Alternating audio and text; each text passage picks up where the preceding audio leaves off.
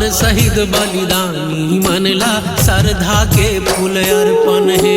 अमर शहीद बलिदानी मनला श्रद्धा के फूल अर्पण है। राज सुराज के बढ़े महात्म, राज सुराज के बढ़े महात्म भारत माता के अर्चन है। अमर शहीद बलिदानी मनला श्रद्धा के फूल अर्पण है। अमर शहीद बलिदानी मनला श्रद्धा के फूल अर्पण है।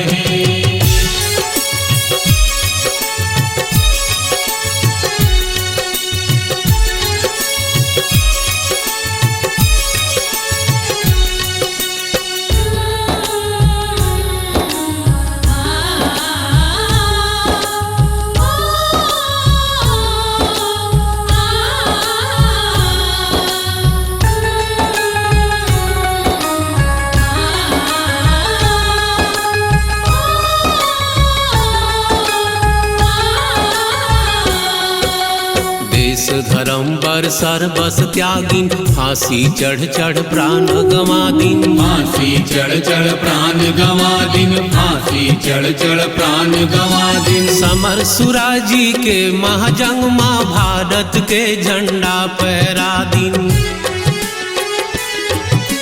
त्याग धर्म सेवा माँ देश के, त्याग धर्म सेवा माँ देश के पावन परखर दर्शन है। अमर शहीद बलिदानी मनला श्रद्धा के फूल अर्पण है। अमर शहीद बलिदानी मनला श्रद्धा के फूल अर्पण है।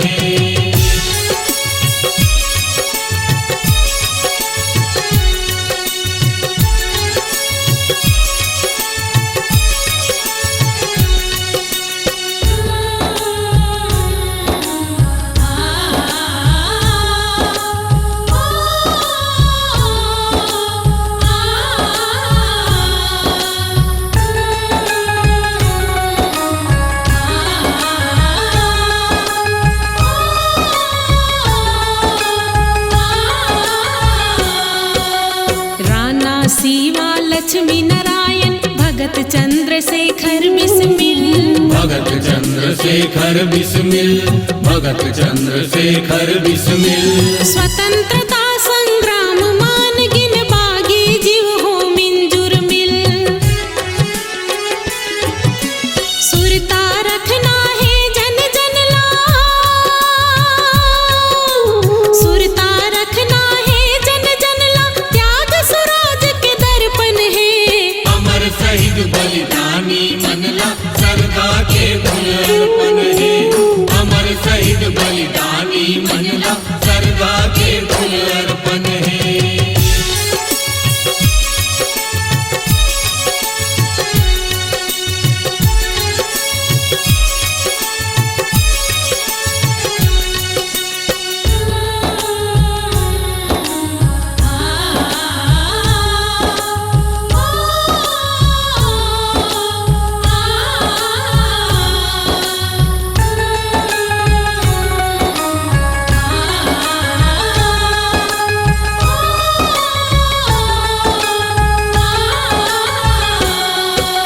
सन 1947 माँ 15 अगस्त आज के दिन।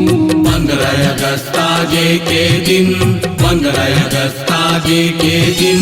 ब्रिटिश गुलामी सुराज पाए न दूर हो इस देश के दूरबीन। त्यागी सुराजी वीर जतिमन, त्यागी सुराजी वीर जतिमन देश धर्म के धड़कन है। अमर शहीद बलिदानी मनला श्रद्धा के फूल अर्पण है। अमर शहीद बलिदानी मनला श्रद्धा के फूल अर्पण है।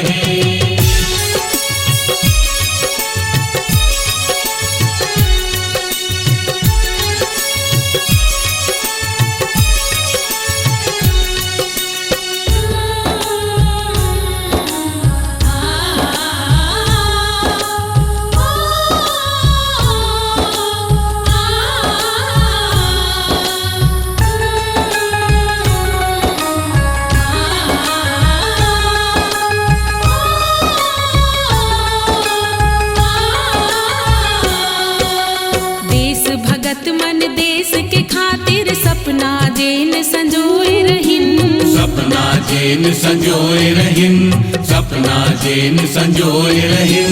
वो सपना ला पूरा करे बर जागत रहना है छिन छिन।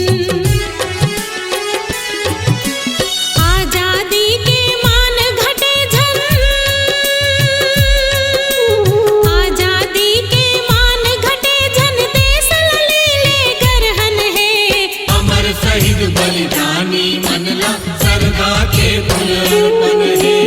अमर शहीद बलिदानी मनला सरदा के फूल अर्पण है। राज सुराज के बढ़े महात्म,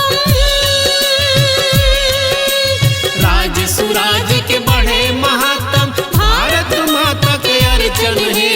अमर शहीद बलिदानी मनला सरदा के फूल अर्पण है।